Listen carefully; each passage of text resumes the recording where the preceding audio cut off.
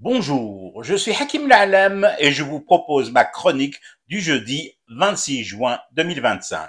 Elle s'intitule Pleurer les morts en nourrissant les canons assassins, une schizophrénie du monde. 45.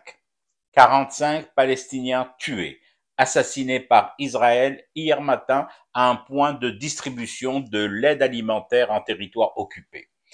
Et je refuse d'aller encore sur le décompte genré précis, dire combien d'enfants et de femmes font partie de ces victimes. Oui, je m'y refuse fermement parce que ça ne sert à rien. Tous les jours, Tel Aviv balance des bombes et assassine à bout portant des femmes, des hommes, des enfants massés dans des queues pour manger, ne pas crever de faim, et que tu donnes ou pas l'âge des martyrs, leur sexe, leur nom, leur prénom, que tu diffuses des photos des gosses de leur vivant pétillant, le monde, ce monde ne regarde pas. Il ne regarde plus, il ne veut clairement pas voir. Pourquoi? Parce que l'Académie de la Kabbale a dérobé le mot génocide de nos dictionnaires, le remplaçant par un faux, comme le feraient des monts en l'air, des aigrefins, des cambrioleurs dans un musée, dérobant une toile de maître pour accrocher à la place un faux, ou pire, une huile, une grosse huile de Bibi, remettant le Nobel de la paix à Trump. Notre reconfiguration mentale est en cours, à un stade avancé. Prenons un exemple simple de ce formatage, de cette réinitialisation de nos regards, de nos avis, de nos opinions. Juste après la vision d'horreur de Palestiniens déchiquetés par la mitraille sioniste au point de distribution de la nourriture, j'ai entendu le chef de l'État français dire ceci à la virgule près. Il ne faut pas oublier Gaza. Ce qui se passe là-bas est intolérable. Israël doit cesser le feu. Et puis tu grattes un peu. Pas trop parce que les contrats sont visibles sur la toile, consultables sans gros efforts ni de compétences particulières en archives. Tu constates que l'industrie militaire française vend de l'armement à Israël, entre autres les munitions qui assassinent les enfants palestiniens rafalés dans les queues à bouffe humanitaire.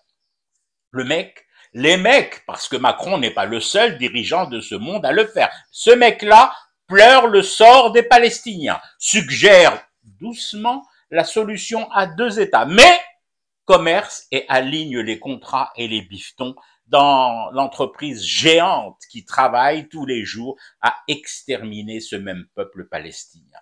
Extermination, tiens donc.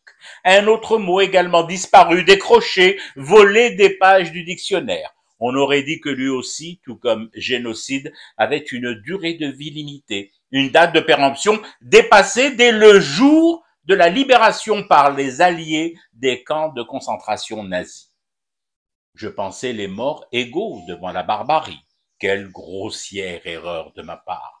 Les uns meurent victimes d'un génocide certifié cachère aux normes ISO machin chose, les autres, les Palestiniens, meurent aussi, mais ne sont que des dommages collatéraux nécessaires dans le projet mondialement concerté ou à minima admis du Grand Israël.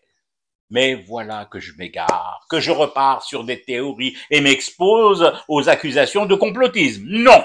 Je reste sur ce fait humainement incompréhensible, théoriquement répréhensible et condamnable, mais qui n'est ni condamné, ni stoppé, ni éradiqué par la légalité dite internationale. Le président d'un État démocratique, berceau déclaré des droits de l'homme, vocifère en octave assourdie sa volonté de faire cesser les massacres de Palestiniens dans les territoires occupés, tout en tentant de sauver les restes abîmés de son budget et de réduire sa dette abyssale avec les ventes surmultipliées ces dernières années d'armes et de munitions à l'entité qui tue ces mêmes Palestiniens. Je reste sur ça.